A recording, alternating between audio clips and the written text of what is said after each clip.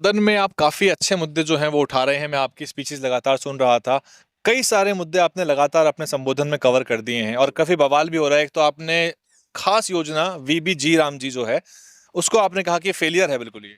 बिल्कुल वो फेलियर है। देखिए विवेक जी राम जी की जो मंशा है। मुद्दा सर आपने उठाया, आपने सीधे तौर पे कहा, हालाँकि उसमें आपको आसानी से बोलने नहीं दिया गया, समय बहुत कम था। आपने कहा कि बैलेट पेपर से चुनाव होना चाहिए ईवीएम की जगह, ये बड़ा मुद्दा है ये।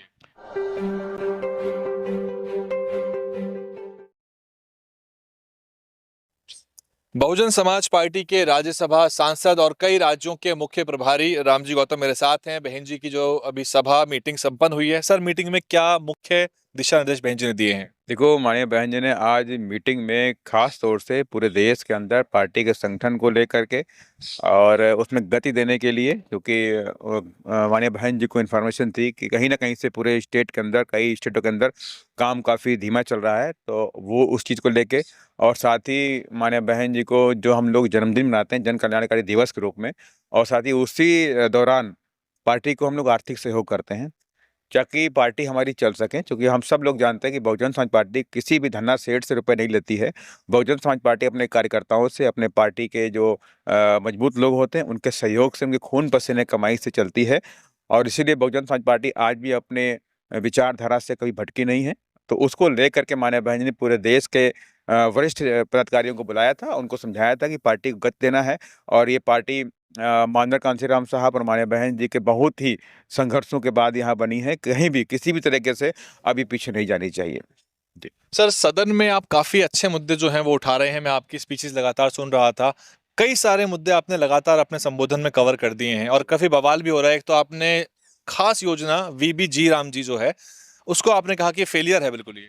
बिल्कुल फेलियर है। देखिए विवेक जी राम जी की जो मंशा है कहीं ना कहीं से, एक्चुअली जो एक रनिंग योजना चल रही थी मनरेगा, और उसमें क्या था कि 90% केंद्र की सरकार और 10% का जो हिस्सेदारी थी पैसे की, वो थी राज्य सरकार की। देखिए वो पैसा देती थी और ये कंटिन्यूअस ये प्रोग्राम चल रहा था, और उसकी वजह से लाखों पूरे देश के अंदर जो भूमिहीन हैं, जो गरीब हैं, जो मजदूर हैं, वो लोग वहाँ पर 100 दिन का रोजगार पा करके अपने बच्चों के लिए 2 वक्त की रोटी रोजी का इंतजाम कर रहे थे। लेकिन अब ये जो लेकर के आए हैं वीबीजी राम जी, तो उसमें उन्होंने क्या किया कि 60% की जो पैसे की हिस्सेदारी जो केंद्र की होगी और 40% की जो केंद्र हिस्सेदारी है वो स्टेट गवर्नमेंट की होगी। अब स्टेट गवर्नमेंट क्या करेगी, इनको पैसे का वो दिखाएंगे हमारे पास शॉर्टेज है, केंद्र मुझे पैसा नहीं ट्रांसफर कर रहा है। क्योंकि सारा पैसा तो जीएसटी के माध्यम, जीएसटी लागू होने के बाद सारा पैसा जो टैक्स का होता है वो केंद्र सरकार के पास पहुंचता है। इनकम टैक्स का सारा पैसा राज्य का केंद्र के सरकार के पास पहुंचता है। तो इस 40% का जो बर्डन है राज्य सरकार के ऊपर नहीं होना चाहिए। अगर सरकार, केंद्र की सरकार सही मायने में गरीबों के लिए सीरियस है, दलित आदिवासी के लिए सीरियस है, भूमिहीन मजदूरों के लिए सीरियस है, तो इनको तो सेम योजना, नाम बदला कोई बात नहीं था, लेकिन कम से कम जो पॉलिसी सेम थी उसको सेम रखना चाहिए था। इसकी साफ मान्यता हमको जो हमें जो नजर आ रही है, कहीं ना कहीं से इन्हें पूरे देश के अंदर बड़ी बड़ी फैक्ट्रियों में बड़े बड़े धन्ना सेठ जहाँ से ये इलेक्ट्रल बॉन्ड लेते हैं उनको सस्ते लेबर मुहैया कराने हैं। जब सस्ते लेबर मुहैया कराने हैं तो गाँव से जो पलायन रुका हुआ था शहरों की तरफ, वो अब इस योजना के फेल होने के बाद सारे स्टेट तो रोएंगे, मेरे पास पैसा नहीं, हम नहीं पे कर पाएंगे। तो 100% रोजगार नहीं मिल पाएगा ग्राम ग्राम के अंदर, विकास के कार्य सारे रुक जाएंगे। अब शहरों, गांवों से शहरों की तरफ पलायन होगा और वहां पर फिर सस्ते मजदूर बड़ी बड़ी फैक्ट्रियों को, बड़े बड़े धन्ना सेठों को अवेलेबल हो जाएंगे। ये योजना लेकर बीजेपी आई। एक अहम मुद्दा सर आपने उठाया, आपने सीधे तौर पे कहा, हालांकि उसमें आपको आसानी से बोलने नहीं दिया गया, समय बहुत कम था। आपने कहा कि बैलेट पेपर से चुनाव होना चाहिए ईवीएम की जगह, ये बड़ा मुद्दा है ये। हाँ बिल्कुल, बैलेट पेपर जब पूरे देश के अंदर आज जो किसी भी आप व्यक्ति से पूछेंगे, जो वोटर है पार्टी देश के अंदर, हम सिर्फ पार्टी की बात नहीं कर रहे हैं, जो वोटर है इस देश के अंदर, जो लोकतंत्र को पर भरोसा रखता है, जो संविधान पर भरोसा रखता है, तो वो कहता है कि मेरा वोट ट्रांसपेरेंट होना चाहिए, कि मैंने किसको वोट दिया, मेरे अंदर डाउट नहीं रहना चाहिए कि मेरा वोट कहीं और जा रहा। तो ये जिम्मेदारी बनती है इलेक्शन कमीशन की कि जनता के अंदर का जो डाउट है वो 100% खत्म करे, वो ट्रांसपेरेंसी लेकर के आए।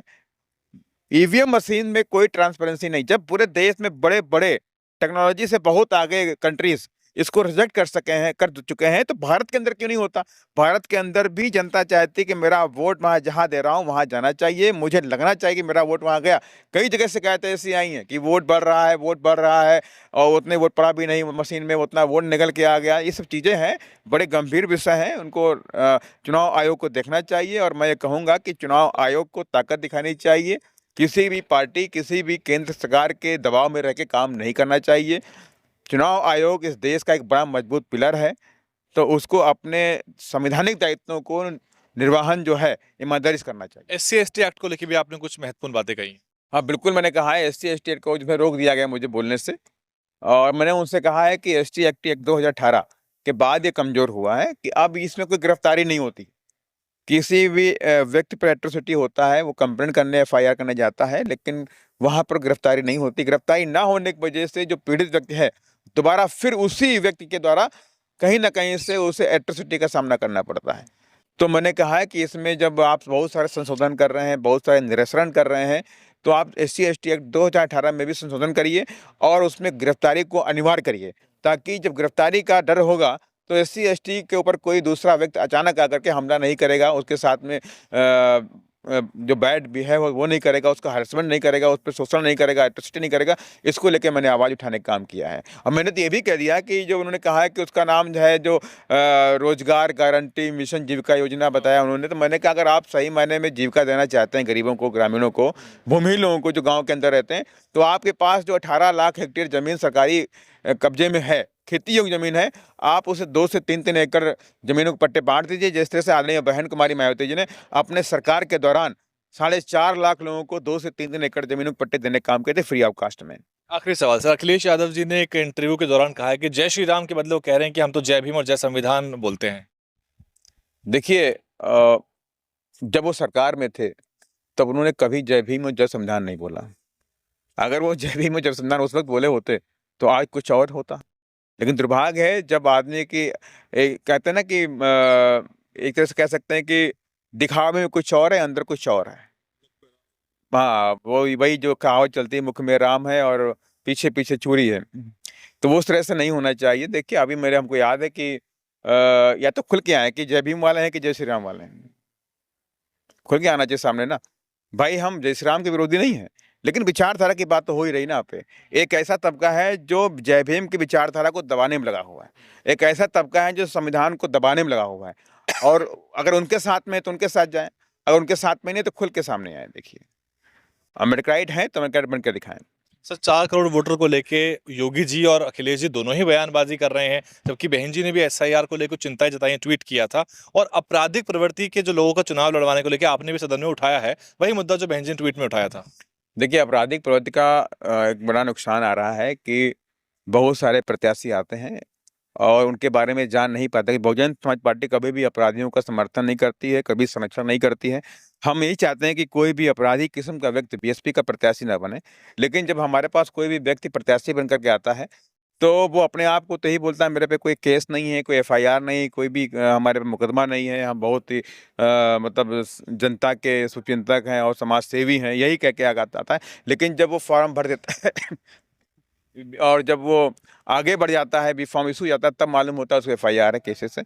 तो यही कहा गया, उसका जो खर्चा है, पब्लिकेशन का जो खर्चा आता है, लाखों रुपए खर्चा आता है, वो सारा का सारा बर्डन पार्टी के ऊपर आता है। पार्टी को ना चाहते हुए भी उस बर्डन को झेलना पड़ता है। तो यही हमने माननीय सदन के अंदर ये बात उठाई है कि जो इस तरह का जो खर्चा है, वो पूरा का पूरा प्रत्याशी के ऊपर हो। जो भी लीगल और लायबिलिटीज़ हैं, जो भी जिम्मेदारियाँ हैं, वो सारी की सारी प्रत्याशी के ऊपर हो, ना कि पार्टी के ऊपर हो। बहुत बहुत शुक्रिया। आप सुन रहे थे बसपा के सांसद रामजी गौतम जी को, और ये बहुत महत्वपूर्ण मुद्दे हैं जो सम अप करके आपको मैंने बताए हैं। सदन में माननीय सांसद जी के द्वारा उठाए गए, और जो आपराधिक प्रवृत्ति वाला जो मामला है वो बहन जी ने पहले ट्वीट भी किया था और माननीय सांसद जी ने सदन में उठाया है। और SC/ST एक्ट को लेके, साथ ही जो नरेगा का जो नाम बदला जा रहा है उसको लेकर चिंताएं जताई हैं, वो BSP की जो कोर आइडियोलॉजी है उससे मिलती जुलती हैं, और इसीलिए इन मुद्दों को लगातार बसपा द्वारा उठाया जा रहा है। आप इन सब विषयों पर क्या कुछ कहना चाहेंगे? आप देख रहे हैं दलित न्यूज नेटवर्क, मैं हूं वैभव कुमार। DNN हिंदी को सब्सक्राइब करने के लिए दबाएं लाल रंग का सब्सक्राइब बटन और घंटी का बटन दबाकर ऑल नोटिफिकेशन पर क्लिक करें। चैनल को जिंदा रखने के लिए नीले रंग का ज्वाइन बटन दबाकर चैनल को आर्थिक सहयोग करें।